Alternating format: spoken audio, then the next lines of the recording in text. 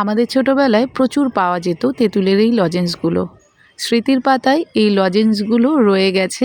আজ আমি আপনাদের সামনে সেই লজেন্সগুলোই তৈরি করে দেখাবো। এটা তৈরি করতে সময় লাগবে মাত্র 3 থেকে 4 মিনিট।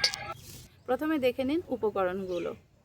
তেঁতুলের লজেন্সের সেই অথেন্টিক টেস্ট পেতে আমি এখানে নিয়েছি খেজুরের গুড়, নিয়েছি তেঁতুল, এটাকে সারা রাত্রি ভিজিয়ে রেখেছিলাম।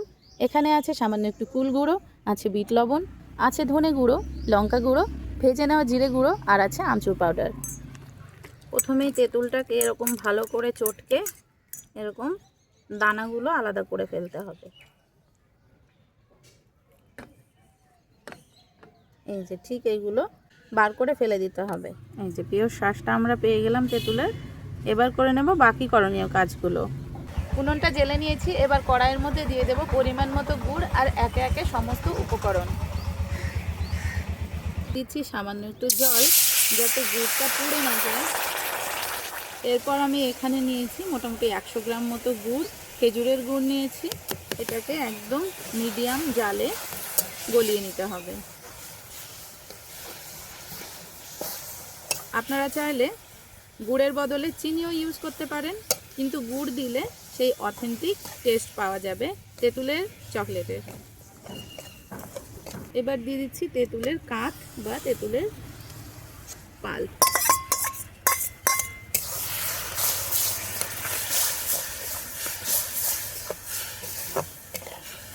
কোনো রকম তেল ছাড়াই কিন্তু আমি আজ তৈরি করে দেখাবো তেঁতুলের লজেন্স।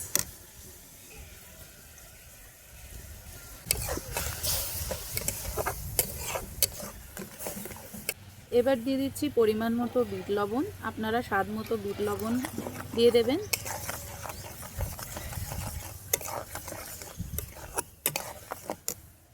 এবার দিচ্ছি ভেজে নেওয়া জিরে গুঁড়ো সামান্য একটু। এরপর দিয়ে দিচ্ছি লঙ্কা গুঁড়ো, কাশ্মীরি লঙ্কা গুঁড়ো আপনারা দিতে পারেন। এরপর দিয়ে দিচ্ছি ধনে গুঁড়ো। এবার দিয়ে দিচ্ছি আমচুর পাউডার। এগুলোকে মিক্স করে নেব।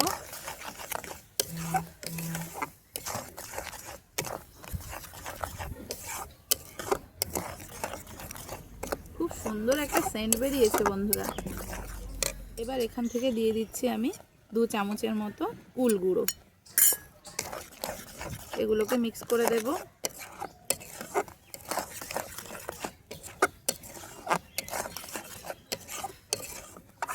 তেঁতুলের সেই লজেন্সের কথা মনে করুন বন্ধুরা, একটু দানাদার হতো না, মশলাগুলো মুখে পড়তো। আমিও কিন্তু মশলাগুলোকে একটু গোটা গোটা করেই রেখেছিলাম, মানে গুঁড়িয়ে নিয়েছিলাম, দেখেছেন? আর সেই অথেন্টিক কালার, সুন্দর গন্ধ আর সুন্দর টেস্ট এসে গেছে। এটা কিন্তু প্রায় শেষের দিকে। আর 1 মিনিট বা হাফ মিনিট আমি এইভাবে নাড়াচাড়া করে এবার এটাকে নামিয়ে নিতে হবে।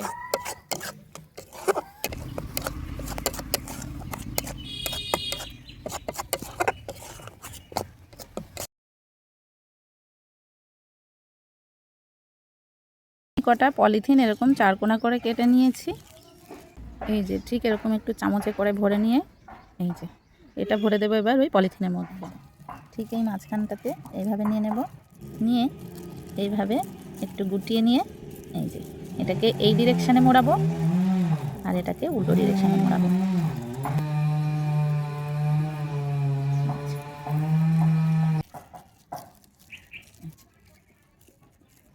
এটাকে একটা ডিরেকশানে ঘোরাতে হবে আর এটাকে ডিরেকশানে ঘোরাতে হবে। তেঁতুলের লজেন্সগুলো আমি প্রত্যেকটা একইভাবে গড়ে নিয়েছি। আপনারা চাইলে অন্য শেপ দিতে পারেন। হাতের তালুর উপরে নিয়ে গোল গোল ছোট ছোট বড়ির আকারেও গড়ে নিতে পারেন। আমার ছোটোবেলায় এই লজেন্সগুলোর দাম ছিল পার পিস 50 পয়সা।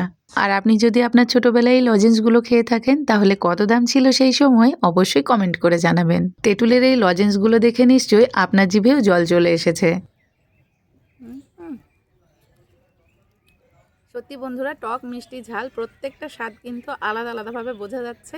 আর মশলাগুলো মুখে পড়ছে, ফ্লেভারটা এত সুন্দর হয়েছে আপনারা বাড়িতে তৈরি না করলে সত্যিই বুঝতে পারবেন না।